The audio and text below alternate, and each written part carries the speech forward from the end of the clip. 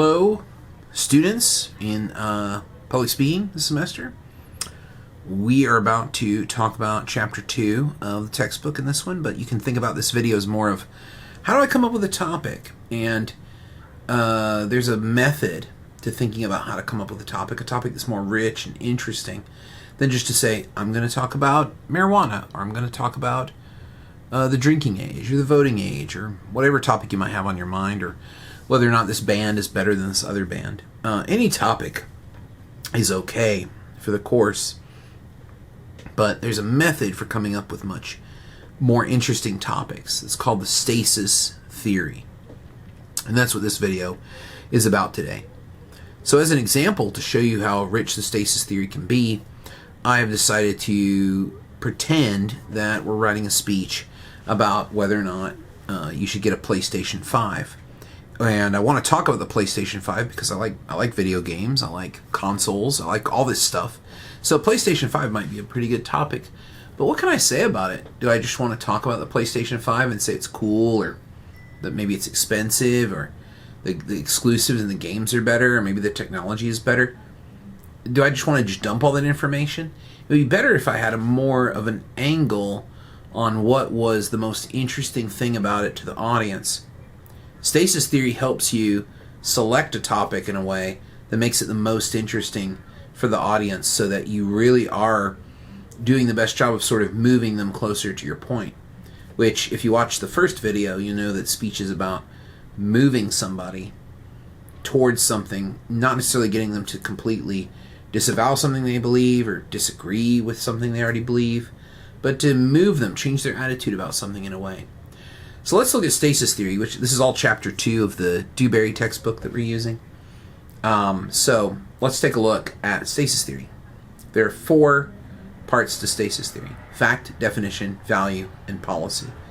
These are, according to the textbook author, the only 4 real topics you can have, even if you talk for hours. And I think this is actually a good point. Topics that we deal with are incredibly complex, but when we're putting it together for an audience, we want to think about what's the thing that we want them to change. There's no point if we choose to talk about something that doesn't imply the movement that we want. There's really no point to a speech like that. So thinking about which one of these 4 you want to focus on with your speech will save you a lot of time and make your speech a lot more interesting.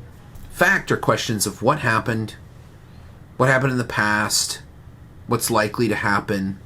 Questions of what we would call fact. Another word for this is questions of conjecture. What do we suppose is out there? What do we think is out there? What do we conjecture? What do we bring into being? Kind of questions. So Stasis of fact is, was there an event that occurred that is worth us talking about? Is there an event that's about to happen that is worth talking about? And this might be the place where the audience needs the most movement. You need to do audience analysis, like what was talked about in Chapter 1. So think about where your audience sits and what is that they need from your speech, how you can best address them. So when we're thinking about stasis of fact, we would say, are they going to believe that this incident occurred? Are they going to believe it? Do we need to make this the heart of the speech topic? And if it's pretty obvious that it happened, then you don't really need to make this your topic. You don't need to make this the focus of your speech. You can just move past this one to the next one. So, when we're thinking about the PlayStation, we might think about things like, when did it come out? What technology does it have in it? What games are out for it? How popular is it? How many people are buying it? How available is it? How expensive is it? These are all conjectures of fact. And so you could say, it's affordable, might be making your topic about it. Or it is the highest level video game technology. And then you can make your speech about that and prove that. And that would be sort of locating around the stasis of fact. Is it the newest one? And then you can talk about what games are coming out for it and things like that. And that would be stasis of fact. So you can think about that and say, well, do I want that to be the heart of what I'm talking about? The next one is the stasis of definition, which is, what do we call something? So if we agree that something's happened, and I think that for the first one, for the PlayStation 5 example, I'm not so interested in making it about stasis of fact, but maybe definition might be good. Or I might say this is cutting edge technology. I might say this is the next chapter in video games. I might say this is a really great, this is like a system that has no comparison to it, or something like that. These are just kind of things I'm brainstorming on the fly as I'm talking to you.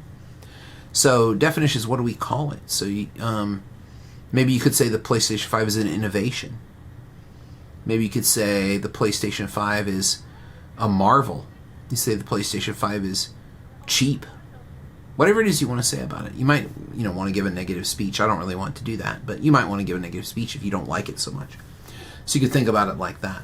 Definition is when we talk to an audience about what something is called. So one of the great examples of this is if you wanted to call something a crime that isn't obviously a crime, that can be the entire thesis of your speech, is that you're trying to get the audience to see it your way and say, hey, it's a crime that we don't provide healthcare to everyone in this country as a human right. Or it's a crime that we don't provide tuition to everybody who qualifies for higher education in the United States. That's a crime too. So this is the kind of topic that you can make, and it makes it more interesting than talking about the high price of college tuition. I mean, everybody kind of knows that. And it's not really focused on anything. If you use the stasis, you can say, well, in fact, what happened? Well, college is extremely expensive. That's not very controversial. People aren't really going to need movement on that, but they might need movement on definition if I want to say it's a crime how much college costs. Or the PlayStation 5 is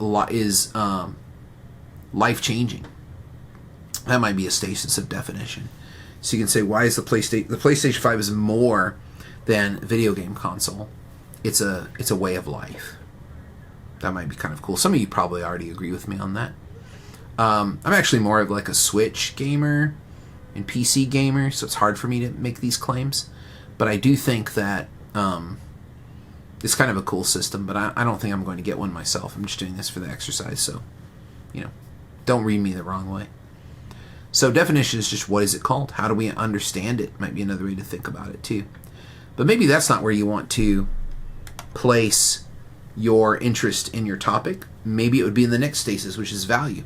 After you're pretty sure that the audience is going to agree that this thing has happened, and that they agree on what it's called, or how do we sort it, what box do we put it in, is it a good or a bad thing?